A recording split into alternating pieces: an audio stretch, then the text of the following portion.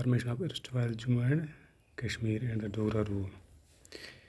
تو کس طرح سے پہلے جے اینڈ کے کا فارمیشن ہوا اور ڈوگرا رول وغیرہ اس کے بارے میں اس چیپٹر میں ہم پڑھیں گے.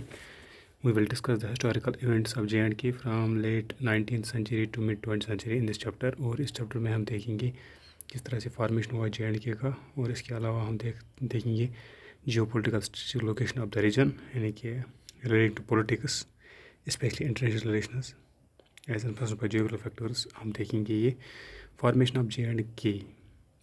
گلاب سنگھ جو تھا اس کا جنم ہوا 1792 سینچری میں ڈوگرا راجپوت فیملی میں. میاں کشور سنگھ کی جو فیملی تھی جن کا جاگیر تھا ایٹ اندروا نیئر سامبا, تو اس نے سکھ کورٹ کو جوائن کیا ایٹ لاہور, اور اس کی بریوری کے حساب سے بیوری کو دیکھ کے سولجر سے لے کے وہ جاگیردار بنا, اینڈ فائنلی 1822 سینچری میں اس کو راجہ بنایا گیا جموں کا بائی مہاراجہ رنجیت سنگھ. مہاراجہ رنجیت سنگھ جو تھا وہ تھا builder of powerful Sikh kingdom کا, اور اس کی جو ڈیتھ ہے وہی 1839 سینچری میں. اس نے پولیٹیکل انسٹیبلٹی کو جنم دیا, تو جو سیاسی رجحان تھا اس میں ناپائیداری آئی, اور سکھ کورٹ ایٹ لاہور جو تھا وہ انگیج ہوا سیریز آف فائٹنگس کے ساتھ. اور اس طرح سے سکھ اسٹیٹ آف پنجاب جو ہے وہ چونکہ اس کی پوزیشن اچھی خاصی وہ اچھی پوزیشن پہ تھے, اور یہ جو کوئی کنفیوژن تھا لاہور کورٹ میں it became cause of concern for British. اور یہ سب کچھ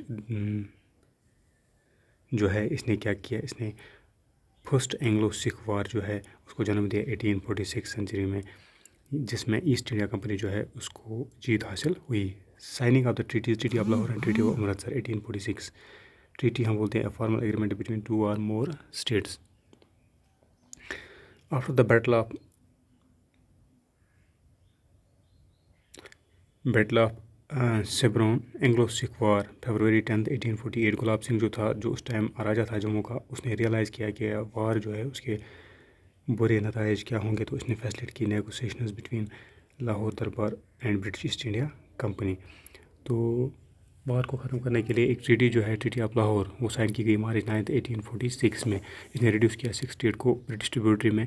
کمپنی جو ہے اس نے ایک قسم کا فائنینشیل وار جو ہے وہ امپوز کیا, جیسے ₹1.5 کروڑ جو ہے وہ امپوز کیا. چونکہ یہ جو اماؤنٹ تھا لاہور دربار جو ہے it was unable to pay this amount, تو اس نے ایگری کیا کہ اب ہم حوالے کریں گے جو ٹیریٹریز ہے بیز اور Indus river including Kashmir valley Hazara, ان کو ہم حوالے کریں گے جو ایسٹ انڈیا کمپنی ان کے جو پہلے جہاں پہ جن کو رول کرتا تھا پہلے مہاراجہ رنجیت سنگھ ان 1819 سینچری میں.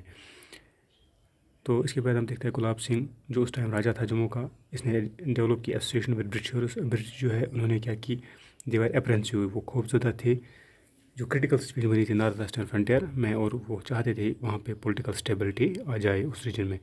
تو انہوں نے کیا کیا, انہوں نے گلاب سنگھ کو پایا ایک سفیشینٹی, اس میں سفیشینٹ ایبلٹی ہے, وہ ایکٹ کر سکتا ہے between British Indian territories and threatening Afghan and Russian advancement on the northern western frontier. ان میں ان دو کے بیچ میں وہ کیا جو بفر ہے, جو رکاوٹ ہے, جو بیریئر بنی ہوئی ہے, اس کو دور کرنے میں یہ اہم رول ادا کر سکتا ہے. انہوں نے اس کے لیے گلاب سنگھ کو پایا کہ اسی میں سفیشینٹ ایبلٹی ہے. تو اس کے بعد سیپریٹ ٹریٹی جو ہے ٹریٹی آف امرتسر وہ سائن کی گئی مارچ 16th 1846 میں between British East India Company and Maharaja Gulab Singh. تو اس ٹریٹی کے ذریعے برٹش جو ہے انہیں ٹرانسفارم کی territories that were ceded from the 6 state to Gulab Singh. تو یہ جو ٹرانسفر کی کنسیڈریشن جو تھی اس کو کیا کرنا تھا, اس کے بدلے ہی head to pay British government, اس کو پے کرنا تھا برٹش گورنمنٹ کو 75 لاکھ روپیز. 75 اس کو ٹرانسفر 75 اس کو دینا تھا برٹش کو اس ٹرانسفر کے بدلے. تو اس نے پے کیے 75 لاکھ روپیز. تو اس کے بعد مہاراجہ گلاب سنگھ جو ہے اس نے complete control over the territories of Jammu Kashmir Ladakh and Baltistan. تو اس طرح سے اسٹیٹ آف جے اینڈ کے جو ہے دیٹ واز فارمڈ.